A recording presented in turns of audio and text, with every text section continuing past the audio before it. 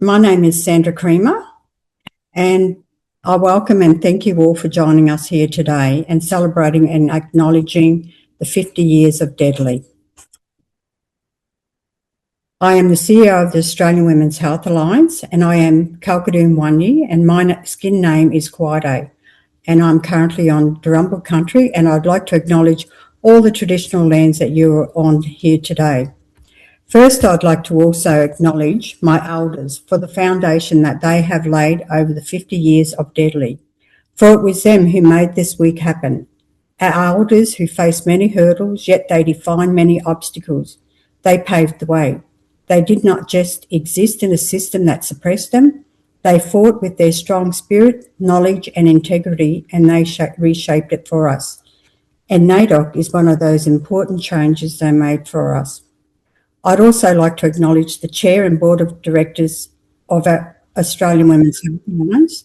The Chair, Bonnie, and our Board Director, Kelly, from Tasmania, are both here with us today, showing leadership and ensuring that diverse cultural collaborative perspectives shape the future for all of us. This is what the Australian Women's Health Alliance are doing. And I'd like to acknowledge them also for having me as the CEO. And you know, it's just not about being Indigenous or an identified position. It's about us bringing knowledge in to make changes for all. I'd also like to acknowledge Commissioner Michaela Cronin, the first Domestic, Family and Sexual Violence Commissioner in Australia, for her support and by sending through a video for our webinar. NAIDOC stands for Aboriginal Torres Strait Islander Observance Committee. It refers to both the committee and the nationwide NAIDOC Week, an annual Australian event held in July to celebrate and recognise the history, culture and achievements of Aboriginal Torres Strait Islander people. Today, I'd like to bring some of those women today who have made changes in the last 50 years in Australia. This is where we need to say their name and remember who they are. They made changes through the social justice, health and culture. Their names are Vicky Roach, Marawa Johnson, Celia Saley, Justice Louise Taylor, Minnie MacDonald, June Oscar, Dr. Rachel Fairley, Louise Taylor, Pearl Duncan, and there are many achievements of our Indigenous women and men across the nation for the last 50 years. This is why 50 years of Deadly is both a reflection and a declaration. NAIDOC is for all to walk and celebrate with us. The 50-year milestone changes the dynamic of Indigenous and non-Indigenous Australian working together. It enables a genuine two-way learning and a platform for shared truth-telling. Our speakers today, Fiona Conroy, Leanne Colfrey, and Regina Turner will talk from their hearts of the issues as well as how we are moving forward. We will do also a giveaway at the end of the webinar. We will draw names, and if you have to be on here to win some of our great gifts. I'll hand it over now to our chair, Bonnie, and then we'll play the message from Commissioner Cronin. Again, thank you all very much for coming on.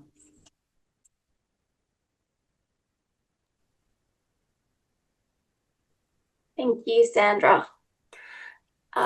I'm joining from Wurundjeri Woi-wurrung country and paying my respects to elders past and present.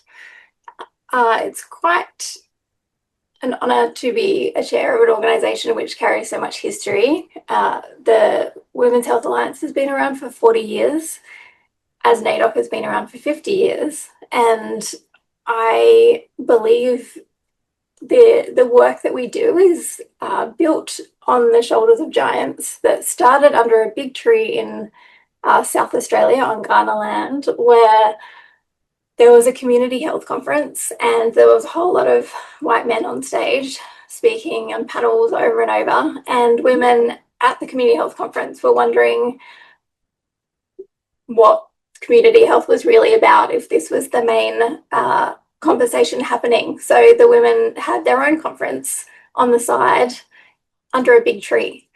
And from that conversation that happened that day grew the movement that we are speaking in now. In that, what I've learned through NAIDOC Week and all of the celebrations that we have every week around the culture and knowledges on in this part of the world is around the fact that health is community, and a healthy place and space is community connection. And in all the advocacy that happens around health in a sort of broader policy context, it tends to be about body parts or MBS item numbers or very kind of clinical, succinct areas of health. And I think the thing that continues to bring us together is that we believe in health being about community and being about the social models of housing and justice, and that will continue to bring together women in these spaces. And in acknowledging the strengths that we have together, I'd like to acknowledge all of the women here today. I'm looking at the list of attendees and I'm blown away by how many of you are here, like people involved in big nurse-led reforms, marriage equality. Like, it's just quite incredible we continue to come together. And acknowledging in particular Kelly Bannister today, who was a previous CEO of the Alliance and did a lot of advocacy around women's health. And she died on the weekend after a very short stint with cancer. And I know that many of you worked with her over the years, and I would think of her weekly in the work that we do. And I remember talking to her about that a few years ago, and she was genuinely surprised that we still build on her work. And I think it's worth acknowledging that not only do we do that, but in another 50 years from now, I am so thrilled that I know that women will be building on this work then. In terms of the strengths that we have a growing network. We have the amazing Sandra leading the way, and a whole lot of incredible women working with Sandra. So paying respects to all of you behind the scenes and all of the members, because we've had quite a growth in membership and quite a strong movement over the past sort of few years in particular. So thank you to the donors that have believed in us and all of you for being here and continuing to just drop a line to Sandra and say, we should change this thing, or we should do that thing, or this has come up. So if you're not a member, I encourage you to have a look at the website and join as a member. And for those of you that think this is cool and would like to get involved, nominate for the board and get more involved. You're very welcome to take this work to its next chapter, which will only build on these strengths that you see today. Thank you.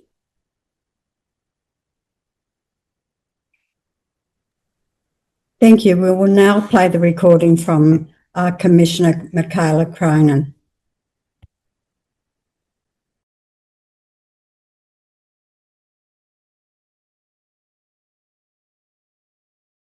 Hello everyone, I'm Michaela Cronin, Australia's first Domestic, Family and Sexual Violence Commissioner.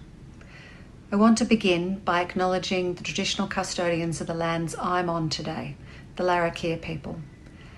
I pay my deep respects to their elders, past and present, and extend that respect to all Aboriginal and Torres Strait Islander people across the country and taking part in this webinar, particularly Auntie Sandra Creamer for her incredible leadership. Thank you for inviting me to be part of this event. I'm sorry I couldn't be with you live today, but I'm grateful for the opportunity to join you in celebrating NAIDOC Week and this year's remarkable milestone, 50 years of NAIDOC. 50 years of recognising, celebrating and elevating Aboriginal and Torres Strait Islander cultures, achievements and leadership. I want to thank the Australian Women's Health Alliance for bringing advocates together from across the country to improve health outcomes for women, and for your commitment to Indigenous leadership. This NAIDOC Week, I want to acknowledge the significant national milestones achieved through years and often generations of advocacy, community leadership and an unwavering commitment to change. This year has seen the launch of Our Ways Strong Together, the new National Aboriginal and Torres Strait Islander Family, Domestic and Sexual Violence Peak Body. The release of Our Ways Strong Ways, Our Voices, the first National Aboriginal and Torres Strait Islander planned end family, domestic and sexual violence, and the establishment of the National Commission for Aboriginal and Torres Strait Islander Children and Young People. And a great deal of other remarkable work is being done every day. But we also know that the work is far from done. Too many Aboriginal and Torres Strait Islander women and children continue to experience domestic, family and sexual violence at unacceptable rates. Lasting change requires sustained investment, cultural safety and community-led solutions, stronger accountability, prioritising healing and recovery, and above all, self-determination. Importantly, it requires governments and organisations to respond and support what communities are telling us is needed. As Commissioner, I remain committed to listening and learning from Aboriginal and Torres Strait Islander communities and to advocating for systems that support their people to lead solutions that will work for them. The wisdom, strength and leadership of Aboriginal and Torres Strait Islander people that I continue to encounter in this role is something that governments and services have a lot to learn from. The progress achieved, the work so many of you continue to do every day, gives me hope for what is possible and inspires me in the work that still lies ahead. Thank you. That was great. So now we'll have our first guest speaker. And thank you very much. And I'd really like to acknowledge this person for the great work that she has done around this country. Fiona Conrod, and she is with the ANU Centre for Health. And I'll let her introduce herself. Thank you very much, Fiona. Good morning. Thank you, Sandra. It's lovely to be asked to be a part of this. I just want to acknowledge country, and I acknowledge the Kororeg custodians of country here and custodians of community and connections to community, and just pay respects to elders of the dreaming and of the here and now, and extend my appreciation and acknowledgements to all my siblings here present, and their elders. Pay my respect to your elders deeply for everything that they've done to allow for you to lead in your respective spaces as well. It's a beautiful week to think about that, and I remember just earlier this year, I was thinking this year is going so fast. It was probably the same for you. It's just going so fast, and if I don't make time for myself and my family and my cultural community connections, no one's going to do that for me. I'll probably get a growling after the fact from my elders and that. And so from my heart, I want to tell you that I'm very, very, very glad that I made this time to be here celebrating and speaking with, yarning with, laughing with a lot of my family that still reside on Waibene in the Torres Strait Islands. And it's a short time, but we always make the most of that time. And there are also people here that I just run into, and including a meeting I had just this morning with people partnered in with the work, not just at the ANU, but at the Healing Foundation, where I used to be the CEO. People who run women's shelters, who advocate for survivors, victim survivors, who see what the Commissioner was talking about every day. The solutions are here, and we know how to live self-determination. We know how much our families benefit from that, but there are so many decisions made behind closed doors without us at the table, and it usually doesn't go well. So I've been hearing a lot of examples of that up here, and I'm sure, Regina, you'll speak more to this. You're proper in the trenches up here with the work that you do.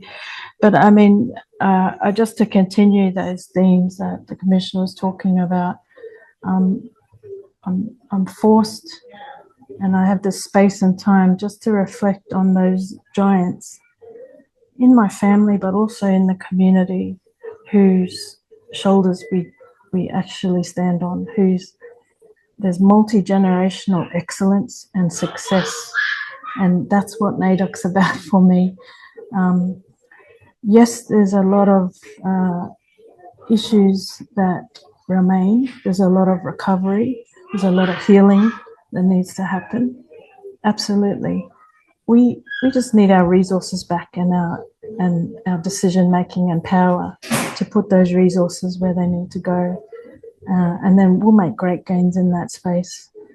I worry sometimes about gaps that need to close. I think it's really important to let the average Australian know that there's an equity, right, when we're talking about gaps. But if in the work that I do at the ANU, we look about how data is represented, who owns data, what stories it tells, and if we're always being compared to non-Indigenous people, you won't see, for example, that there are 50,000 less smokers in our communities this year on year, right?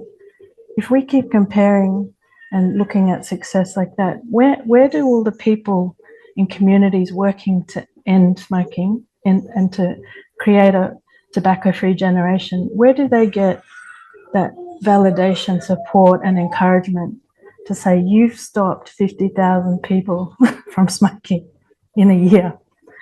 So I love the work that I do now because I get to have those very real conversations about the measurements, the data, and the success narratives that matter so much for our people to continue and build on all the excellence and all the success that's come before. And that's my main message this morning. And I know I think that's my time, but I'm just really grateful to all of you who've come together. Grateful for the organisation and the way you lead it, Sandra and Bonnie. And I've got my name there in my background. So if you ever want to look us up and continue any yarns about data, about excellence, about how our own mob author our own journeys, yes, please get in touch. Thank you.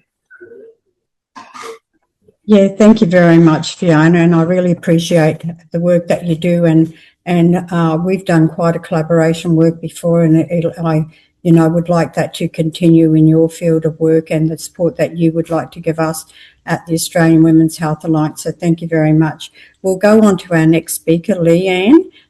Thank you, Leanne, and I'll let you introduce yourself. Yeah, thank you, Sandra. And hi, everyone. Jingiwalla, we would say, from the far north coast of New South Wales. I'm on Bundjalung country here in the lovely Byron Bay, and I'd like to acknowledge the traditional owners of the lands of which we're all meeting from today, and to our mob and allies that are joining us here today. And I, recognise the connection of community to land and sea and to one another. And I'm eternally grateful for the trust given to me to share in these spaces and have these conversations, and paying my respects to elders past and present. I'd like to thank the Australian Women's Health Alliance for inviting First Nations Economics to be part of today's conversation. And it's really great to be alongside Sandra and Bonnie and Fiona and Regina today, and to be joining so many people who care deeply about improving outcomes for women. The meaningful change rarely happens in isolation, and it happens when communities, organisations and individuals come together with a shared purpose. So my name's Leanne Coventry. My role at First Nations Economics is the Manager of Community Impact, and I raise my beautiful 8-year-old daughter here on Bundjalung country, and live with my husband and my lovely Labrador puppy dog, who's 11 months old and getting bigger by the moment. And so First Nations Economics, just to give you a little bit of background, is an Aboriginal-led charity, and our vision is to walk alongside First Nations communities to achieve their self-determined prosperity. And we do that by working with partners as independent First Nations economic advisors and supporting the social, cultural and economic sovereignty of First Peoples through policy, evaluation, both here in Australia and globally. We have a majority female First Nations board and majority women staff, and lots of First Nations women in our organisation. And my role focuses on programs that support First Nations women in particular through education and mentoring and business and leadership. And so all of you here would be participating in some way or another through the active roles that you have in being experts in your field. And I generally love the work. It's something I care about deeply. And so every conversation that I have, it leaves me inspired. And I have the privilege of meeting women with incredible strength, ideas, determination, and love watching their confidence grow as women back themselves is something that I never take for granted. When I reflect on the NAIDOC theme and what it shows in terms of looking back and looking forward and 50 years of Deadly, I find myself thinking less about our organisation and more about the women that we've had the privilege to walk alongside and everything that they've taught us.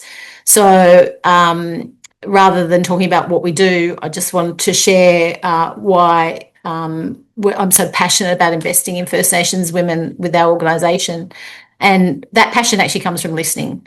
So over the past few years in this role that I've had, we've spent time with women from communities across Australia through different workshops and mentoring, scholarship programs and different business initiatives. And every conversation that we have is different because every woman's journey is different. But there are some things that we hear time and time again, and that women are telling us they're not looking for someone to solve their problems. Instead, they're talking about wanting practical knowledge that they can use, connections with other women who understand their experiences. And that's why this conversation is so important, and access to pathways that haven't always felt within reach. They talk about building businesses, continuing education, stepping into leadership, creating greater financial security for their families and making choices about their future on their own terms. And just as importantly, they want to do those things in places where they feel culturally safe, respected and genuinely heard. And this is the focus for First Nations economics.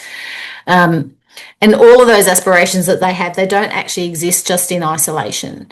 So they sit alongside generations of structural barriers to economic prosperity, which is why building financial security is about much more than money. It's actually about help building that self-determination and walking alongside and listening.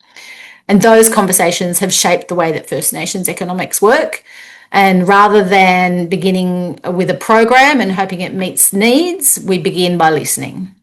We ask women what would make the biggest difference, and then we build from there. As I look back, and this is to Fiona's point about building with community's voice, one of the greatest privileges has been walking alongside strong First Nations women and learning from their leadership, generosity and vision. Moving forward, I'm hopeful that we continue to see those women's voices shaping not only organisations like First Nations economics, but influencing policy, business, philanthropy, and getting that right, and the broader conversations that affect communities across Australia. So we've got a few examples of the things that we do. Financial Foundations for Business program is one that we're currently about to embark on, starting next week in Townsville. And we know many First Nations women already have passion, creativity, determination to build successful businesses. And what they often tell us they need is confidence with financial side of business. So understanding cash flow, pricing, planning ahead, making informed decisions.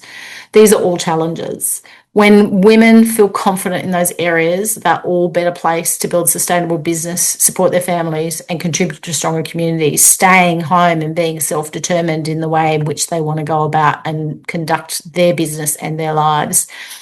And so It's about creating that culturally safe space where women can ask questions and learn from one another, build confidence, and leave feeling more equipped when they arrived. That's what success should look like for us. And we're also launching a startup program through the New South Wales Government Diversity Pre-Accelerator program. And the idea is simple, that talented First Nations women with great ideas in every community, but not everyone has the same access to the networks. They don't have the same access to the knowledge and the support that can help turn those ideas into reality. And the program is, the aim of that is to open those doors, bring the expertise of community and everyone here today on the call that are able to join in and listen to support those pathways. And we'll walk along these women as they explore entrepreneurship and innovation and connect them with mentors and industry and each other.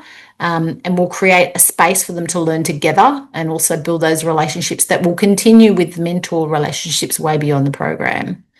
Across all of the work that we do, we learnt that, and we're learning that, economic participation for First Nations women is about much more than having a job or running a business. It's all about them having choices and us walking alongside and listening to make sure that the way that the choices are provided are framed with their voice. And it's having that confidence to make the decisions. We have a broader Naomi Balmund Strong Women initiative. And so rather than those being individual programs, it's an ecosystem of support that grows for the women over time, whether that's starting university, building business, a job, navigating leadership, that they're not alone. And so that may look quite different from what they will do in maybe the next 5 years. And none of it happens in isolation. So we've developed lots of different programs through partnerships with the community organisations, government, philanthropy and industry. And those partnerships are what make it possible to reach more women. But they also help ensure we're always listening, learning and continuing to evolve. An example is our Leah Armstrong Scholarship Program. And through the support of our partners, we've now awarded scholarships to 7 First Nations women, helping them to begin university and continue their studies. And we've actually celebrated our very first alumni and graduate. So it's much more than the financial support. It's removing barriers for women to actually do the good work that women can do when they are supported in a way that's meaningful to them. And who am I to tell another woman how best to spend her money to enable her to be able to grow and learn and bring good things and economic prosperity to her communities? So if there's one thing I'd encourage today, let's keep the conversation going, whether it's through having partnerships, supporting programs, just your networks, being connected and having really open heart-to-heart conversations.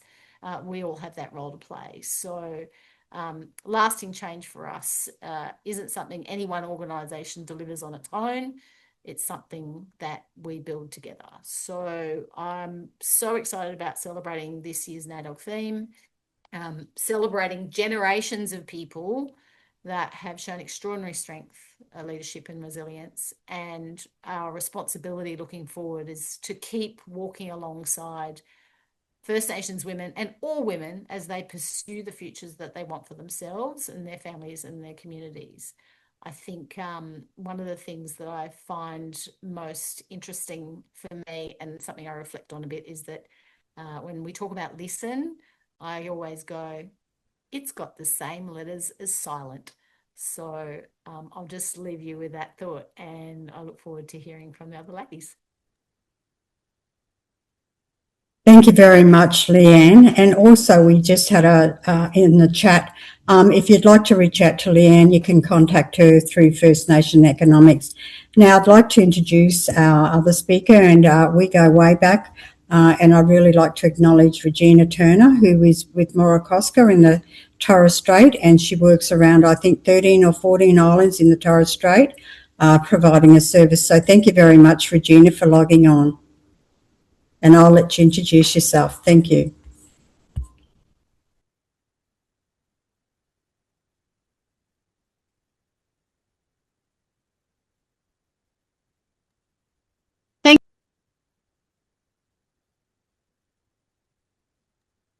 Can you hear me? Okay, I'll try again. Thank you, Sandra, for having me. And it's always lovely to catch up with strong women. And I want to thank the Australian Women's Health Alliance for inviting us to this important, significant celebration. Um, Well, greetings from Zenath Kes. For those of you who don't know me, my name's Regina Turner. I'm a Wagadagam Dawareb Kosker of Zenath Kes. Before I begin, I want to acknowledge the traditional custodians of the land which we gather and pay my deepest respects to the elders past and present. I also acknowledge the traditional owners of the Torres Strait, our Aboriginal brothers and sisters, and our young people who will carry our culture and stories and our responsibilities into the future. As president of Murakosker, Torres Strait's peak women's organisation, both an honour and a privilege to stand before you during NAIDOC Week, a time that calls us to celebrate who we are, where we've come from, and where we're going.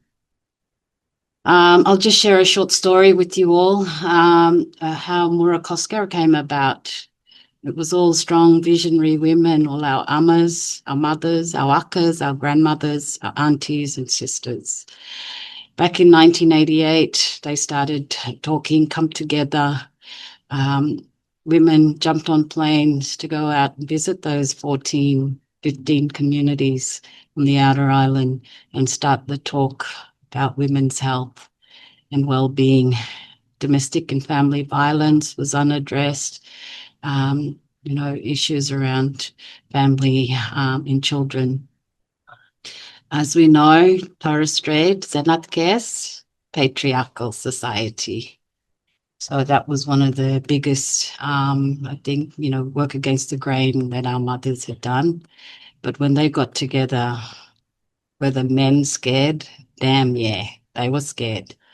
So that I can remember as a young girl. And I think that's why I'm here today. They inspired me so much. So this year's NAIDOC theme, 50 Years of Deadly, invites us to celebrate the 5 decades of recognizing extraordinary achievements, resilience, and leadership. I want to put a beacon on what our mothers had done before us.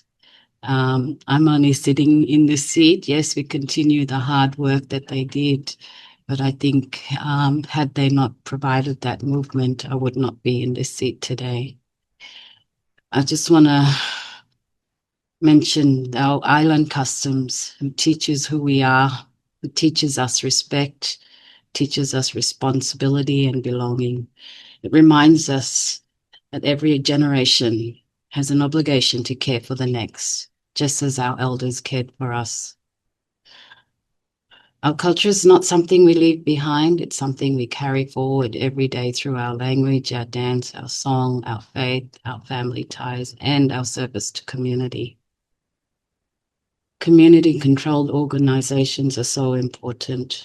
The health and well-being of our women, men, families, and children is of utmost importance.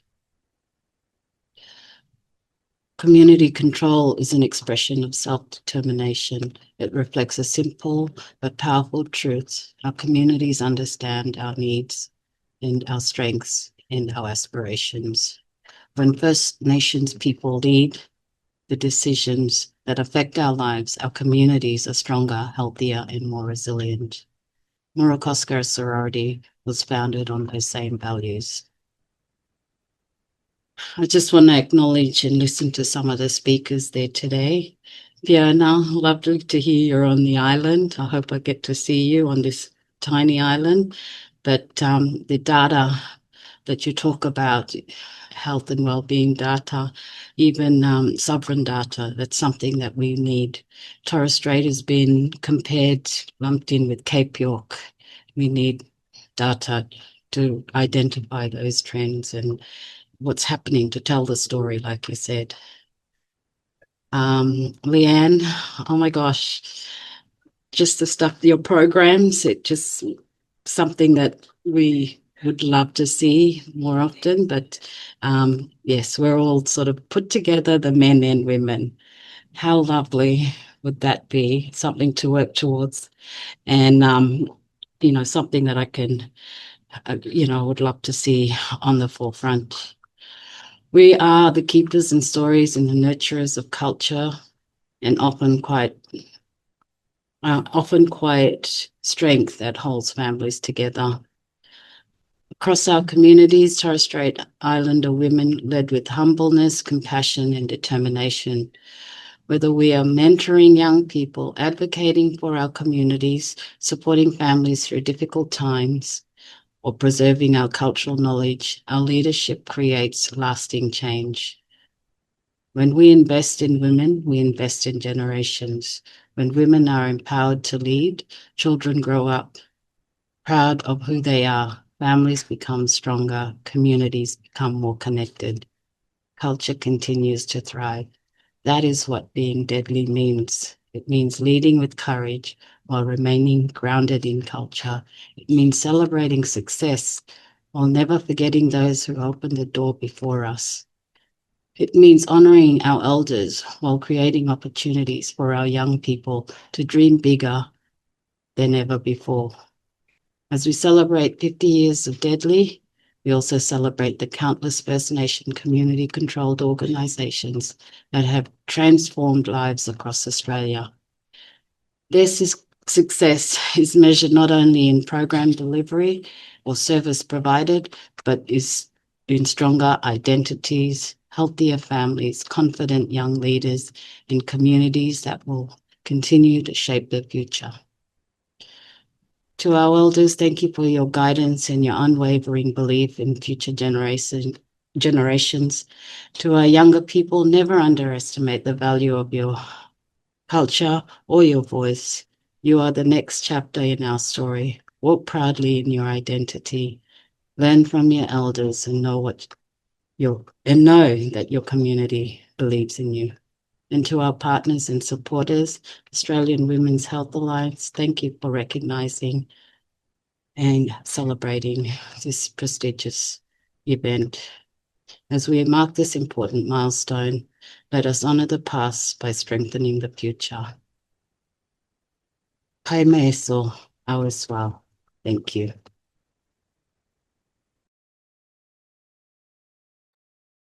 Thank you, Regina. Esso to you.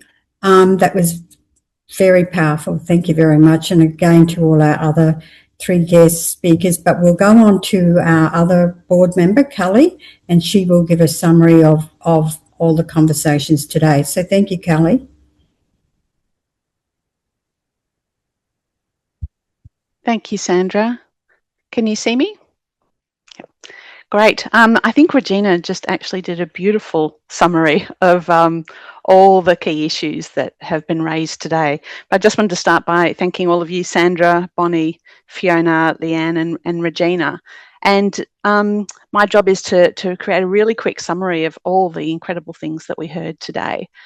I'd like to just touch on the way that Michaela started, looking back at some of the really great progress, 50 years of Deadly and the community-led change that we've seen across this country through particularly the leadership of women, Aboriginal and Torres Strait Islander women.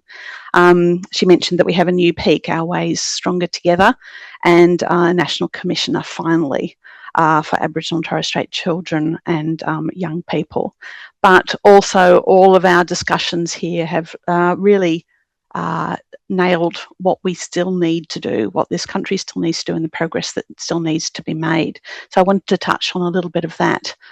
I think some of these we know already, the importance of self-determination, and evidence consistently shows us that health and other outcomes improve when Aboriginal and Torres Strait Islander people and women particularly are involved in designing, leading and delivering services and programs and futures that affect them and their communities.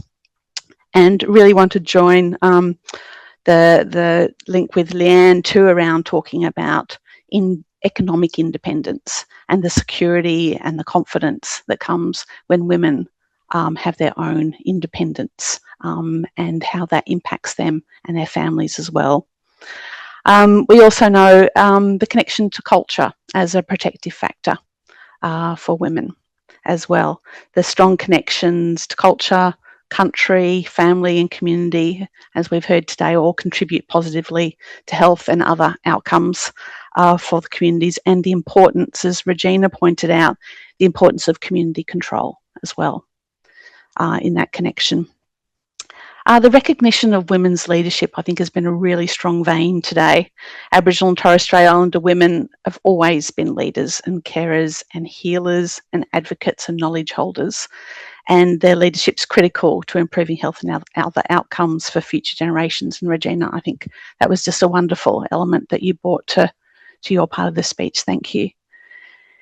And Fiona, listening and partnership. And I think this NAIDOC Week discussion has really reiterated that we need to move beyond consultation and work in genuine partnership with Aboriginal and Torres Strait Islander communities and women, but also to go beyond that, beyond partnership, and listening to what other changes we need to make about the transfer of power and resources and data, Fiona, that you mentioned as well. And I think that was one of the key factors for me that I want to take forward about how do we move beyond partnership and into real sharing and transfer of power.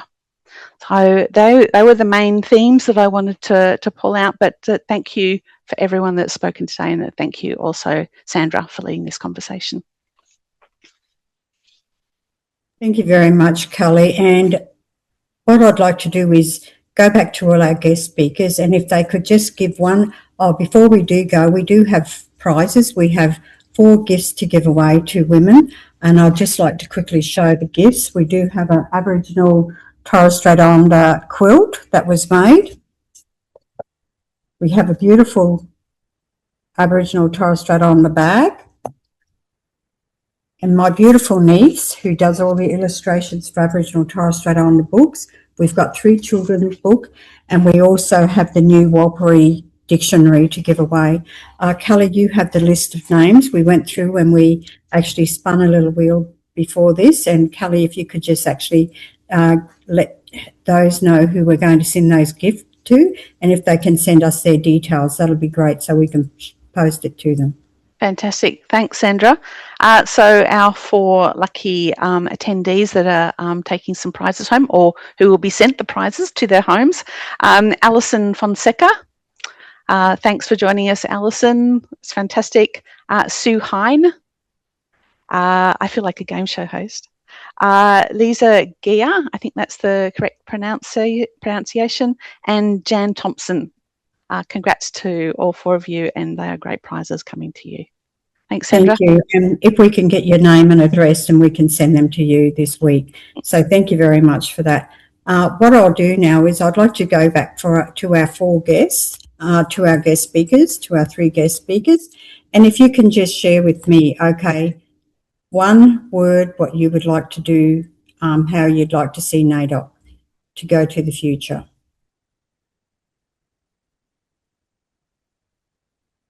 In 1 sentence, if you can just give a short summary of NAIDOC to you. Thank you. I'll start with Fiona. Thank you for extending it from a word to a sentence, because I was like, what? No? I think celebrate and honour matriarchs. Yeah. Thank you. The glue of our communities. Yes. Okay. If you'd like to, Leanne. Yeah, thanks, Sandra. I think, look, just being very genuine and authentic, and actually letting First Nations women lead, back their aspirations. It will create stronger families, stronger communities, and those future generations, our children that we live for, right? And we raise on this beautiful country that's been cared for time immemorial. That's the legacy that we're all capable of building, and we all have it in us as women to drive that change. Thank you very much. And Regina, if you can give 1 key message that you'd like our audience to take home today. I think it's confidence. We always doubt ourselves as women, I think moving forward, and I think, yeah, our young people, looking back to them, I don't know about you fellas, but I'm past 50. But yeah, I'm just wanting to make sure that we got a succession plan too for, community organizations. Got to teach all our families, good governance and stuff like that. So to be able to be self-determined, we need to have all those ethics and, that balance in place. But yeah, thank you very much, everyone. Yeah, thank you all very much, everyone. And I'd like to really just summarise everything myself. Today has been an important day for me to hold this event and to bring everyone together, and especially all of those who have signed up to our webinar. Thank you very much. I really appreciate the support that you have given us and also sharing us. And I hope our audience that, please feel free to reach out to any of the ladies if you want to know further information or know about their organisation. And I know the ladies up, especially in the Torres Strait at Morocosca, how isolated that you have.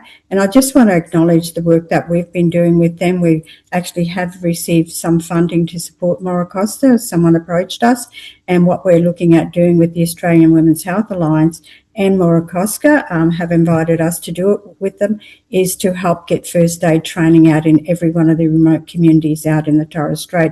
So we'll work with Regina to arrange support those trainings out, first aid trainings out in remote communities. Because just quickly, Regina, how much does it cost to take one person from a helicopter from a remote community in an emergency?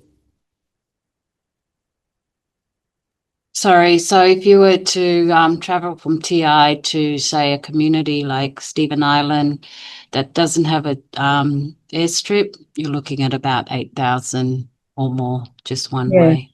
Yeah. And that's why it's important. Yeah, and that's why it's important.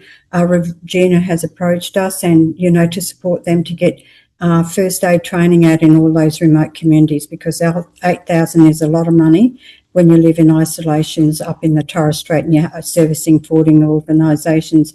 But as we know, again, it's NAIDOC week and 50 years deadly. And I'm proud to be part of an organisation that has shown true, genuine leadership for Indigenous women and my staff. We have someone from Aranda country as well, and we have a young lady from Warlpiri who are on the staff of the Australian Women's Health Alliance. Our board is a very diverse board. We have migrant women, disability women, and just recognising the board and the support that they've given us here today, especially we've got Daly on there. We've also got Angelina and Danielle on as our other board members. Really appreciate the support that you have all given us here today. Again, thank you all very much, and please join in NAIDOC Week. Any celebrations, it's open to everybody, and that's what it's about. It's about learning, sharing, but just not for about now. It's not about 50 years past. It's not about 50 years forward. But as we speak, and as Regina knows, it's about 7 generations that we have to move forward to, caring for country, caring for culture, but most of all, caring for our health and well-being as individuals in this country, and that then passes down to our family and then into the community, and as Regina had said. So again, thank you all very much for coming on. I appreciated everybody who came on. Thank you.